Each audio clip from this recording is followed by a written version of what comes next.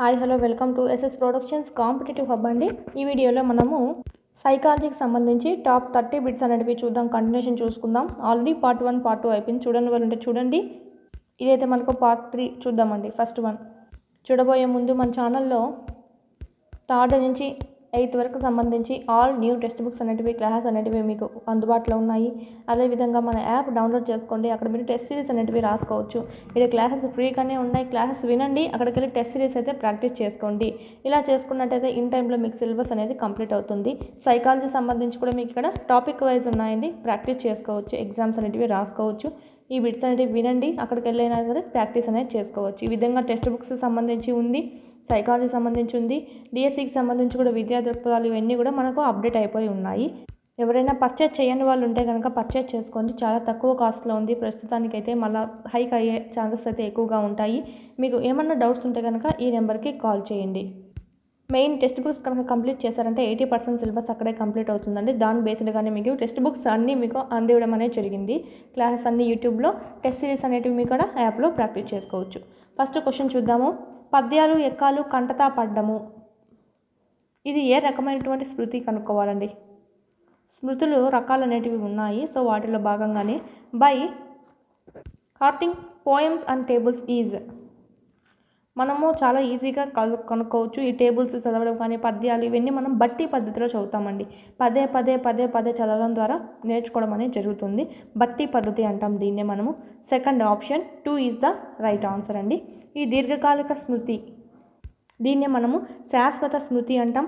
Long term memory, permanent memory అని కూడా అంటాం. దీంట్లో మళ్ళీ 2 టైప్స్ ఉంటాయండి. వ్యక్తపరచగలుగుతాము, ఇంకోటి వ్యక్తపరచలేము. డైలీ అలవాట్లు అనేవి మనం వ్యక్తపరచలేము, కానీ మనకేమన్నా ఎవరైనా గుర్తు చేస్తున్నారా? లేదు. మనము డైలీ యూజ్గా చేసేసుకుంటూ వెళ్తున్నాం. డైలీ మనకు అలవాట్లు ఏవైతే ఉన్నాయో అవి మనకు ఓకే. ఇది ఫస్ట్ వన్ చూసినట్టయితే మన వ్యక్తిగత సమాచారం, నీ పేరైతేనేమి, ఊరైతేనేమి. సో ఇవన్నీ మనకేమన్నా ప్రతిసారి మనం ఏమన్నా మర్చిపోతూ ఉన్నామా? లేదు కదా, ఎప్పటికీ మన మైండ్లోనే ఉంటాయి. సో దీన్నే మనం ఏమంటామంటే దీర్ఘకాలిక స్మృతి అని అంటామండి. నెక్స్ట్ తార్కిక స్మృతి, నిష్క్రియాత్మక స్మృతి. బట్టి పద్ధతికి రివర్స్ అని చెప్పుకోవచ్చు తార్కిక పద్ధతి. బట్టి పద్ధతి అంటే ఏం చెప్పాము, దాన్ని పదే పదే వల్లె వేసి నేర్చుకోవడం అనేది జరుగుతుంది. అక్కడ మ్యాథ్ అనేది అర్థం చేసుకోము, అర్థం కానప్పటికీ బట్టీలో మనము నేర్చుకోవడం జరుగుతుంది. అవగాహన లేకుండా మనం నేర్చుకుంటాము. సో దాన్నే మనం బట్టి స్మృతి అంటే. దీనికి రివర్స్ అండి. ఇక్కడ తార్కిక స్మృతిలో ఏమవుతుందంటే చాలా ప్రభావవంతంగా ఉంటుంది. ఇదైతే మనకు విషయాన్ని బాగా అర్థం చేసుకొని ఓకే, విషయాన్ని బాగా అవగాహన చేసుకొని మనము నేర్చుకోవడం అనేది జరుగుతుంది. దీన్ని మనం తార్కిక స్మృతి అని చెప్తాము. నిష్క్రియాత్మక స్మృతి, దీనికి రివర్స్ ఏమిటంటే క్రియాత్మక స్మృతి. క్రియాత్మక స్మృతి అనేది మనం చెప్పుకున్నాము ఆల్రెడీ. క్రియాత్మక స్మృతి అంటే ఏంటి, ఏమన్నా ప్రయోగాలు ఇవి చేసేటప్పుడు నీ అంతటి నువ్వు ఓకే దాంట్లో పాల్గొని నీ చేతుల ద్వారా నువ్వు పనిచేసి నేర్చుకున్నావు అంటే దాన్ని మనం క్రియాత్మక స్మృతి అంటాం. అంటే నువ్వు ఆ పనిలో యాక్టివ్గా ఉంటావండి. సో ఇది మనకు సంబంధించి. దీనికి రివర్స్ నిష్క్రియాత్మక స్మృతి. దీంట్లో నీ పాత్ర అనేది ఏది ఉండదు, పని అనుభవం లేకుండానే నేర్చుకోవడం అనేది జరుగుతుంది. అదే మనం ఏమంటామంటే నిష్క్రియాత్మక స్మృతి అంటామండి. ఓన్లీ చూసి వినడం ద్వారానే గుర్తుపెట్టుకుంటారు. అంటే ఇక్కడ ఏమవుతుందంటే లెక్చరర్ మెథడ్ ఉంది కదా, ఉపన్యాస పద్ధతి, అది ఒక రకంగా చూసినట్టే నిష్క్రియాత్మక స్మృతి కిందికి వస్తుంది. ఓకే, విద్యార్థి ఓన్లీ వినడం ద్వారా, చూడడం, ఓన్లీ మేడం చెప్పేది వినడం ద్వారానే నేర్చుకోవడం అనేది జరుగుతుంది. నిష్క్రియాత్మక స్మృతి అంటాం. ఓకే, క్రియాత్మక స్మృతి అనేది చాలా మేలుండి ఎంతో వీటితో పోల్చుకుంటే. నెక్స్ట్ జాతీయ జెండాను చూడగానే శ్రీ పింగళి వెంకయ్య గుర్తుకు రావడం అనేది ఏ రకమైనటువంటిది. When we see the national flag Shri Pingali Venkayya comes to mind is. Option 1 is the right answer. కింద కామెంట్ సెక్షన్లో కామెంట్ చేయండి మీరు కూడా. Option 1 is the right answer. భావాల సంసర్గం, అసోసియేషన్ ఆఫ్ ఐడియాస్. ఒక విషయాన్ని చూస్తూనే ఇంకొక విషయం అనేది గుర్తొస్తుంది. అంటే ఆ భావానికి ఈ భావానికి మధ్య సంసర్గం ఏర్పడుతుంది, అంటే కనెక్షన్ అనేది ఏర్పడుతుంది. దీన్నే మనం భావాల సంసర్గం అంటాం. జెండా చూడగానే మనకు పింగళి వెంకయ్య గారు గుర్తు రావడము, ఎందుకంటే రూపొందించింది తనే కాబట్టి. ఇది మనకు అతి అభ్యసనం అంటే ఏంటంటే ఓవర్ లెర్నింగ్ అంటాము, ఎక్కువ చదివేయడం అండి. ఓకే, అభిరుచి మనకు తెలిసిందే, ప్రేరణ. ఓకే, ఏదైనా పని చేయడానికి మనకు కొంచెం మోటివేషన్ అనేది అందిస్తూ ఉంటే దాని పనిలో మనం ఇంకా బాగా ముందుకు వెళ్ళడం అనేది జరుగుతుంది. అది మనకు ప్రేరణ. నెక్స్ట్ చూద్దాము. ఇది శాస్త్రీయ నిబంధనకు సంబంధించినది కాదు. క్రింది వాటిలో ఏది శాస్త్రీయ నిబంధనకు సంబంధించింది కాదు. ఆప్షన్స్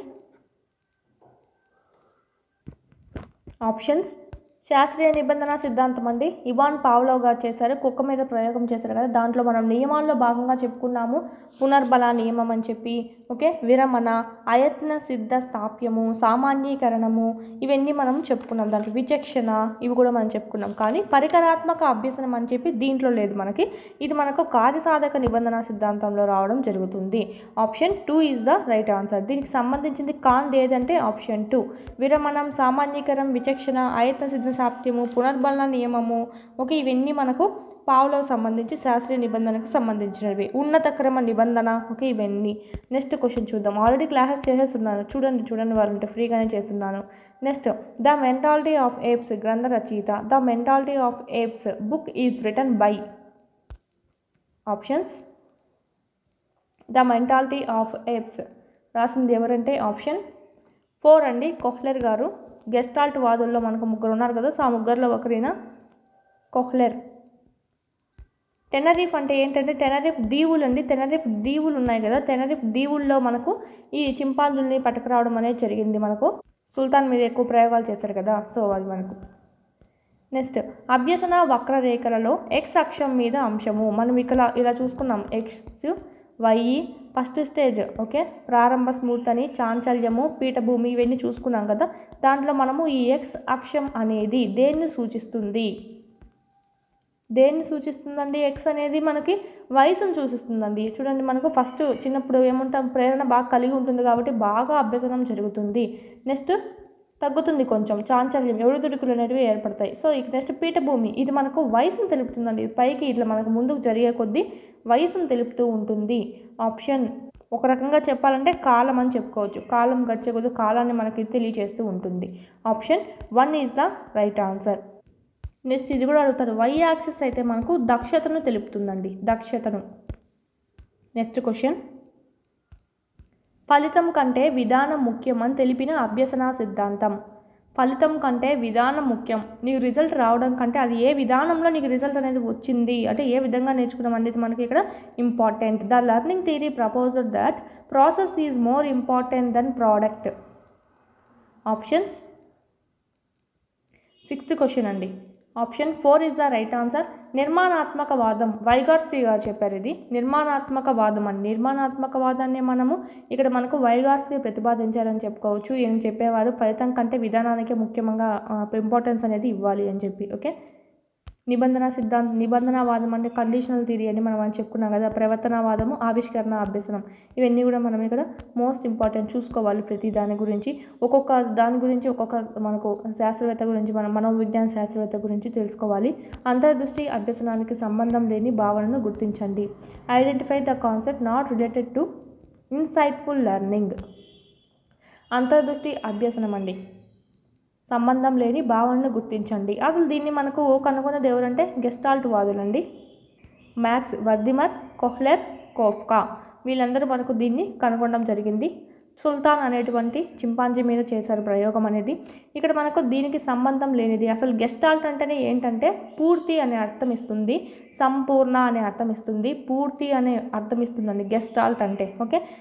సో ఇక్కడ మనకు చూసినట్టయితే వ్యక్తి పూజ కాదు, మిగతావన్నీ మనకు ఒకటే మీనింగ్ వస్తున్నాయి. వ్యవస్థీకృత మొత్తము అనే మీనింగ్ వస్తుంది, సమగ్రాకృతి అనే మీనింగ్ వస్తుంది, ప్రత్యక్ష వ్యవస్థీకరణ అనేది కూడా మనకు దీనికి సంబంధించిందే.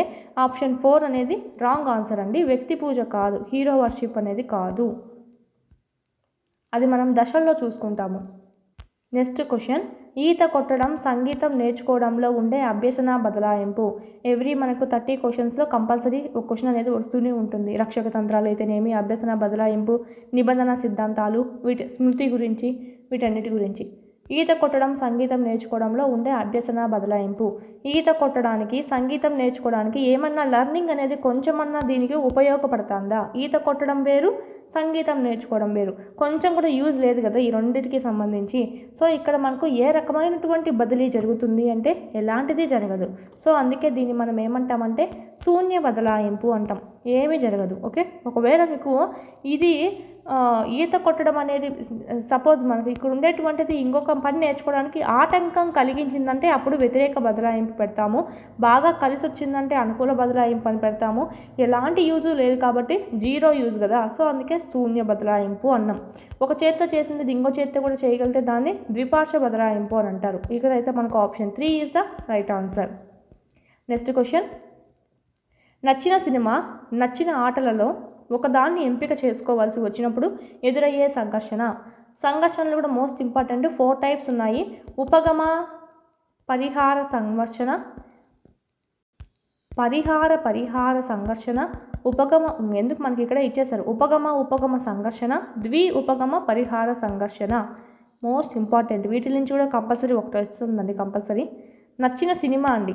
ఓకే, నచ్చిన ఆటల్లో ఒకదాన్నే ఎంచుకోమన్నప్పుడు మనకి ఏర్పడేటువంటిది ఏంటి, ఇక్కడ మనకి ఈజీగా చెప్పాలంటే ఉపగమ అంటే ఏంటంటే నచ్చిన విషయము. ఓకే, ఉపగమ అంటే నచ్చిన విషయం అని గుర్తుపెట్టుకోండి. పరిహార అంటే నచ్చని విషయము అని గుర్తుపెట్టుకోండి. ఇక్కడ ఇచ్చింది ఏమిచ్చారు, నచ్చిన సినిమా, సో ఉపగమ, మళ్ళీ నచ్చిన ఆటనే కదా, సో ఉపగమ. సో ఈ రెండింటి మధ్య మనకు సంఘర్షణ ఏర్పడుతుంది. ఇదా అదా, ఆ రెండిట్లో ఒకటే ఎంచుకోవాలి. సో ఇదా అదా రెండు నచ్చినట్టువే. సో ఇక్కడ మన ఉపగమ కాబట్టి option 1 is the right answer. ఉపగమ పరిహారం. ఇక్కడ మనకు సంఘర్షణ అనేది మనము గురవుతూ ఉంటాము. ఇక్కడ మనకు సపోజ్ ఇచ్చినటువంటి వాక్యంలో ఒకటి నచ్చినది ఉంది, ఇంకోటి నచ్చనిది ఉందనుకోండి, ఏం చేస్తాము, నచ్చినది అంటే ఏంటి, ఉపగమ, నచ్చనిది అంటే పరిహార. సో ఇప్పుడు ఈ సంఘర్షణ ఏమవుతుంది, ఉపగమ పరిహార సంఘర్షణ అనేది అవుతుంది. సో ఈ విధంగా మనకి క్వశ్చన్స్ అనేటివి చాలానే వస్తాయి, చూసుకోవాలి. మనకు ముందు ఇంకా వస్తాయి కదా, అక్కడక్కడ మిగతా ఎగ్జాంపుల్స్ అనేవి చెప్పుకుందాం. ఇక్కడ అయితే మాకు సంబంధించి అయితే option 1 is the right answer. ఇది నచ్చిందే ఉపగమ. రెండు నచ్చనాటివి ఉన్నాయనుకోండి, ఇది నచ్చిందే. ఓకే, రెండు నచ్చనాటివి ఉంటే పరిహార. ఒకటేమో నచ్చింది, ఒకటేమో నచ్చలేదు. సో ఇది మనకు అంటే ఒకటేమో నీకు నచ్చినటువంటి ఉద్యోగం వచ్చింది, కానీ ఇక్కడేమో శాలరీ తక్కువ ఉంది, శాలరీ తక్కువ రావడం నీకు ఇష్టం లేదు. సో ఇప్పుడు ఏమవుతుంది, ఉపగమ పరిహార సంఘర్షణ అనేది అవుతుంది. ఉపగమ పరిహార సంఘర్షణ అంటే రెండు ఉపగమ, రెండు పరిహార అనేటివి ఉంటాయి. బెస్ట్ ఎగ్జాంపుల్ ఏంటంటే ఉపగమ పరిహారకి సొంత ఊరిలో శాలరీ తక్కువతో నీకు ఉద్యోగం వచ్చింది. ఓకే, సొంత ఊరిలో రావడం ఇష్టం, శాలరీ తక్కువ ఉండడం నీకు ఇష్టం లేదు. దాంట్లోనే ఆ వాక్యంలోనే చూడండి, సొంత ఊరిలో శాలరీ తక్కువతో ఉద్యోగం వచ్చింది. ఇంకొకటి దాంట్లోనే విదేశాలలో ఎక్కువ జీతంతో ఉద్యోగం వచ్చింది.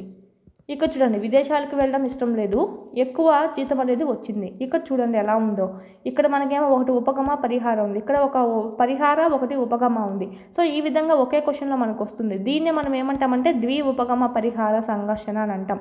సొంత ఊరిలో ఉద్యోగం వచ్చింది కానీ శాలరీ తక్కువ, సో ఒకటి ఇష్టము ఒకటి లేదు. సొంత ఊరిలో ఉద్యోగం రావడం ఇష్టము, శాలరీ తక్కువ రావడం నీకు ఇష్టం లేదు. విదేశాలలో ఉద్యోగం వచ్చింది, ఈ విదేశాలకు వెళ్ళడం నీకు చాలా అన్లోన్లీగా ఉంటుంది, ఓకే, ఇష్టం లేదు. ఎక్కువ శాలరీ అనేది వస్తుంది, కానీ శాలరీ కోసము మనకు ఇష్టం కదా, శాలరీ కోసం వెళ్ళాల్సి ఉంటుంది. సో దీంట్లో మనకి ఉపగమ పరిహార సంఘర్షణ అనేది ఎదుర్కోవడం అనేది జరుగుతుంది. ఈ విధంగా మనకు ఎగ్జాంపుల్స్ అనేటివి అడుగుతూ ఉంటారు ఎక్కువ. Okay, a mind that found itself book written by, ఎవరు రాశారు? ఆప్షన్స్ మనకు మోస్ట్లీ ఎక్కువసార్లు రిపీట్ అయిందండి ఇది. A mind that found itself. Option 3 is the right answer. Clifford Beers రాశాడండి, కెప్లర్ బీట్స్. ఇక్కడ మీకు గుర్తు ఏంటంటే మైండ్ బాగాలేనప్పుడు బీర్ కొడతారని చెప్పి గుర్తుపెట్టుకోండి. మీకు ఒక ఓన్లీ జస్ట్ మీకు హింట్ కోసం మాత్రమే. పురుష లైంగిక హార్మోన్, మేల్ సెక్సువల్ హార్మోన్ ఏది కింది వానిలో? ఆప్షన్స్ మనకు చెప్పాను కదా లాస్ట్ ఎగ్జామ్లో కూడా మనకు థైరాయిడ్ గ్రంథి గురించి ఇవ్వడం అనేది జరిగింది. సో ఇప్పుడు కూడా మనకు ఇచ్చా చూడండి, బయాలజీ పరంగా హార్మోన్స్ గురించి. ఆప్షన్స్ పురుష లైంగిక hormone, option 3 is the right answer. Testosterone, thyroid గ్రంథి స్రవించేది థైరాక్సిన్, ఈస్ట్రోజన్ అనేది స్త్రీ లైంగిక హార్మోన్గా చెప్పుకోవచ్చు అండి. Option 3 is the right answer దీనికైతే, టెస్టోస్టెరాన్. నెక్స్ట్, రోషాక్ సిరామరకల పరీక్షలో మొత్తం కార్డుల సంఖ్య. రోషాక్ సిరామరకల పరీక్షలో మొత్తం కార్డుల సంఖ్య.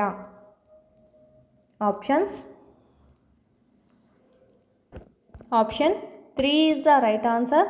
10 అండి. దీంట్లో మనకు చూసినట్టయితే 10 రెక్టాంగిల్ షేప్డ్ ఉంటాయండి. దీంట్లోనూ మళ్ళీ మనకు 5 ఏముంటాయంటే బ్లాక్ అండ్ వైట్ కార్డ్స్ ఉంటాయి, 2 బ్లాక్ అండ్ రెడ్ కార్డ్స్ ఉంటాయి, 3 అయితే పంచవర్ణాలు అంటే 5 కలర్లు కలిసి మనకు ఉండడం అనేది జరుగుతుంది. 5 కలర్లతో కలిసి ఉంటుందండి. మోస్ట్ ఇంపార్టెంట్ ఇది కూడా బ్లాక్ అండ్ వైట్ కార్డ్స్ ఎన్ని ఉంటాయి అన్నట్లు రోషాంక్ సిరా మరకల పరీక్షలో ఈ పరీక్ష కనుగొంది ఎవరంటే రోషాకు, అందుకే తిన పేరు అనేది పెట్టడం జరిగిందండి. ఇది మనకు 5 2 ఎంత అయింది 7 7 + 3 10. సో ఈ 10 రెక్టాంగిల్ కార్డ్స్ అనేటివి ఉంటాయి. దీని ద్వారా ప్రయోగం చేయడం అనేది జరుగుతుంది. ఈ రోషాకి హెల్ప్ చేసిన వారు ఎవరంటే బెక్ అండి. బెక్ అనే ఆయన హెల్ప్ చేయడం జరిగింది. ఈ పరీక్షల్ని డెవలప్ చేసింది బాగా ఎవరంటే కిన్లీ. ఓకే, కిన్లీ మరియు కెప్లర్ అనే ఆయన ఈ ఇద్దరు కలిసి అభివృద్ధి చేశారు. సాయం చేసింది అయితే బెక్ అండి. ఇది మనకు నెక్స్ట్ క్వశ్చన్ చూద్దాం. ఆన్లైన్లో డాక్యుమెంట్లను సురక్షితంగా నిల్వ చేసుకునే ప్రదేశం ఏది? Online safety place to preserve documents is. Options digital locker అండి. మనం ఆల్రెడీ ఇప్పుడు ఎక్కువగా యూజ్ చేస్తూ ఉన్నారు చాలామంది ఇక్కడ. డిజిటల్ లాకర్ అండి. దీంట్లో మన డాక్యుమెంట్స్ ఏమైనా ఉంటే, ఫైల్స్ ఏమైనా ఉంటే దాంట్లో మనం స్టోర్ చేసుకోవడం అనేది జరుగుతుంది, సేఫ్టీగా ఉంటుంది. కాంపాక్ట్ డిస్క్లో మెమొరీ సామర్థ్యం ఎంత?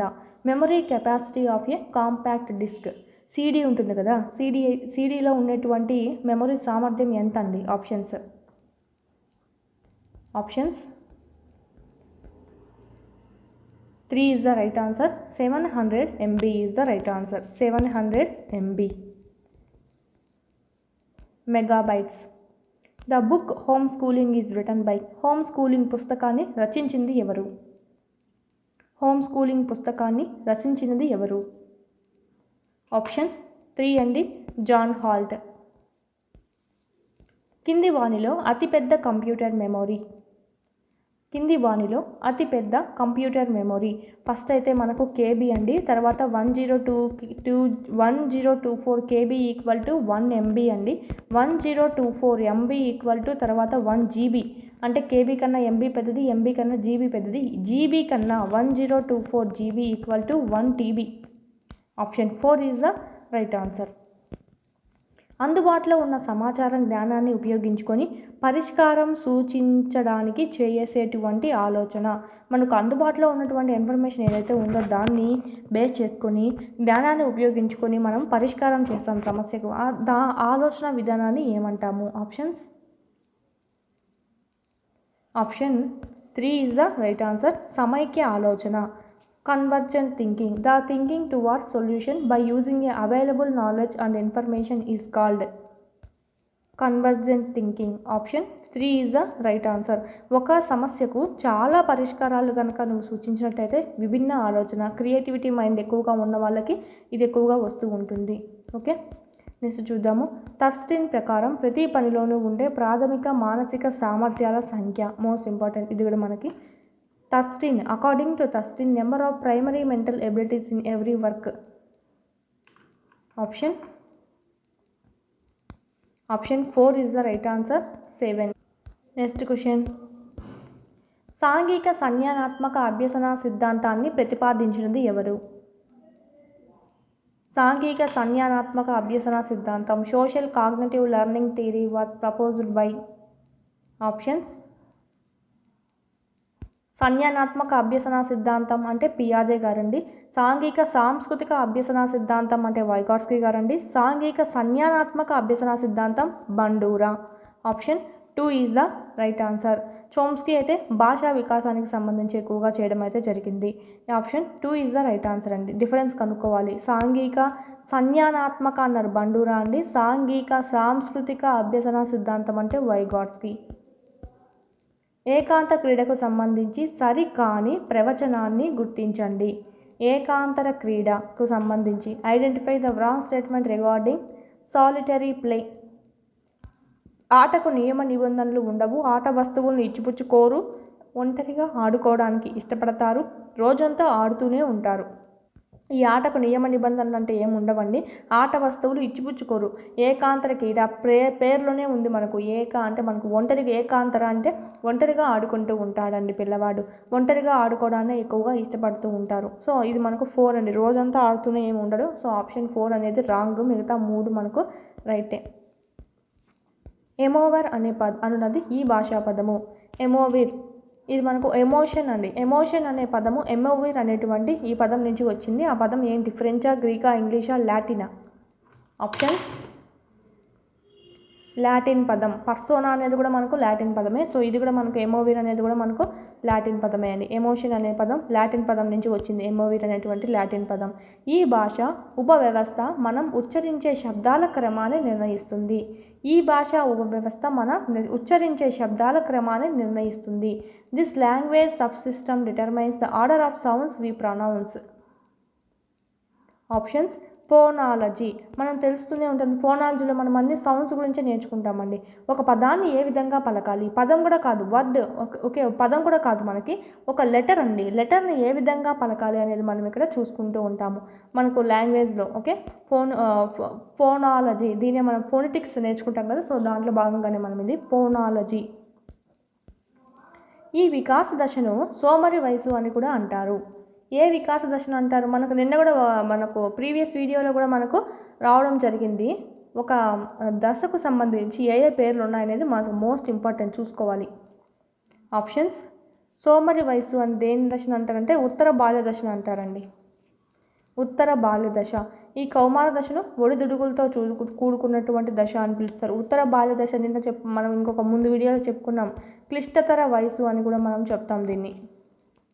ఆప్షన్ 3 జైవిక వ్యక్తి మానవత్వం గల వ్యక్తిగా పరివర్తన చెందడాన్ని సాంఘిక వికాసం అంటారు. అది మనకు తెలిసిందే. ఆ నిర్వచనం ఇచ్చింది ఎవరు? మనం ఆల్రెడీ బిట్లో చూసుకున్నాం కదా. దీన్ని మనం సాంఘిక వికాసం కిందకి వస్తుంది. జైవిక వ్యక్తి మానవత్వం గల వ్యక్తిగా మారదాము అనేది. దీన్ని నిర్వచించింది ఎవరు? Transformation of biological man into A social man is called social development. Is defined by. Option 1 Garrett. Option 1 is the right answer. Next అండి, దీనిని క్లినికల్ పద్ధతి అని కూడా అంటారు. This is also called as clinical method.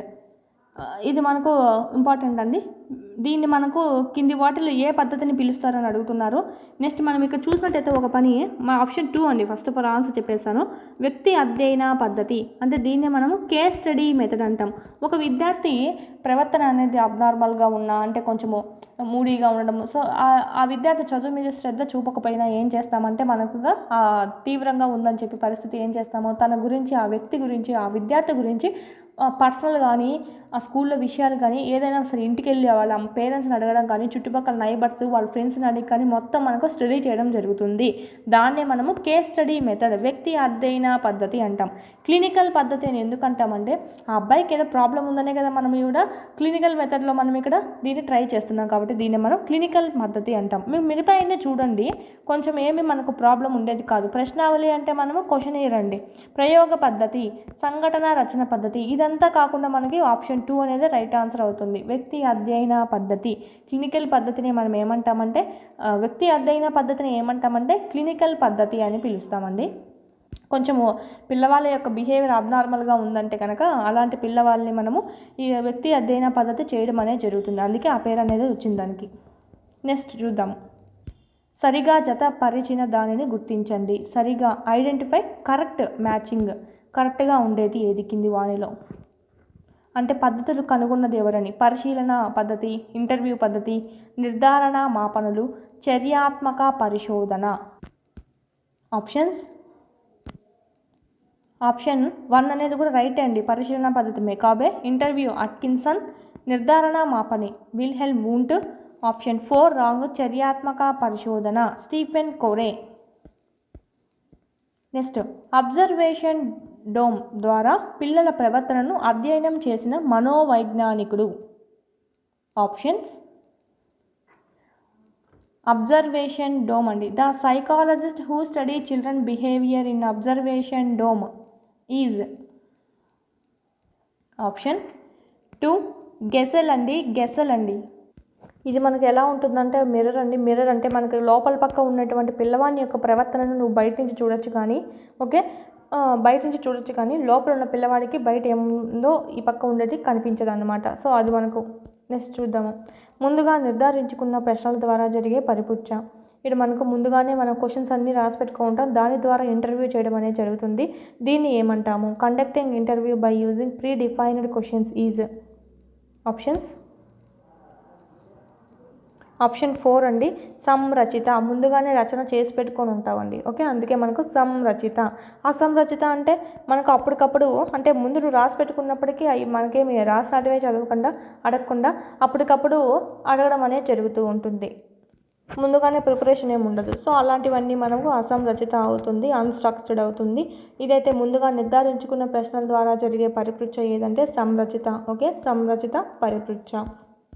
Next question, భారత ప్రభుత్వం POCSO చట్టాన్ని ఈ సంవత్సరంలో ప్రవేశపెట్టింది. పోస్కో యాక్ట్ అండి, ఇది మనకు పిల్లలకు సంబంధించింది. ఓకే, భారత ప్రభుత్వం ఈ పోస్కో యాక్ట్ యాక్ట్ని ఈ సంవత్సరంలో ప్రవేశపెట్టింది. Option 3 is the right answer. 2012. Next question, last question, పిల్లలు ఎదుర్కొనే మొట్టమొదటి సాంఘిక సంస్థ. The first social system encountered by children is. Options, first మనకు పిల్లవాడు ఎదుర్కొనేటువంటి సాంఘిక సంస్థ ఏదంటే మొదటి సాంఘిక సంస్థ కుటుంబం అండి. Option 2 is the right answer. మొదటి సమాజం పిల్లవాడికి ఏది అంటే కుటుంబం, మోస్ట్ ఇంపార్టెంట్ ఇక్కడ మనకి. నెక్స్ట్ మనకి పాఠశాల అని చెప్పుకోవచ్చు. Option 2 is the right answer దీనికైతే. దీంతో టాప్ 30 బిట్స్ అనేటివి ఈ వీడియో వరకు కంప్లీట్ అయ్యాయి. నెక్స్ట్ కంటిన్యూషన్ అనేది నెక్స్ట్ వీడియోలో చూసుకుందామండి. టెస్ట్ సిరీస్ ఇంకా పర్చేజ్ చేసుకోండి వాళ్ళు ఉంటే పర్చేజ్ చేసుకోండి. దీంట్లో మీకు 3rd నుంచి 8th వరకు సంబంధించి న్యూ టెక్స్ట్ బుక్ సంబంధించి క్లాస్ వైజ్, లెసన్ వైజ్ ఉన్నాయి టెస్ట్లు అనేవి మీరు ప్రాక్టీస్ చేసుకోవచ్చు. 9th 10th సంబంధించి లింక్ టాపిక్స్, సైకాలజీ, విద్యా దృక్పథాలు, డిఎస్సి కూడా యూజ్ అయ్యే విధంగా అంతా మీకు ఇక్కడ ఉన్నాయండి. సైకాలజీ కూడా మీకు టాపిక్ వైజ్ ఉన్నాయి. సో మీరు ఇక్కడ పర్చేజ్ చేసుకొని ప్రాక్టీస్ చేసుకోండి. ఇన్ టైంలో సిలబస్ అనేది మీకు కంప్లీట్ అవుతుంది. ఇన్ని రోజులు చదివారు కదా, ఇప్పుడు మనకు కావాల్సింది ఏంటంటే బిట్స్ ప్రాక్టీస్ చేయడం అనేది కావాలి. ఎగ్జామ్స్ అనేటివి రాస్తూ ఉండాలి, రివిజన్ చేసుకోవడము, రాసడము. ఓకే, ఎగ్జామ్స్ అనేటివి ఈ విధంగా చేసినట్టయితే మీకు సిలబస్ అంతా కవర్ అవుతుంది. ఇన్ టైంలో మీకు అక్యురసీ అనేది పెరుగుతుందండి.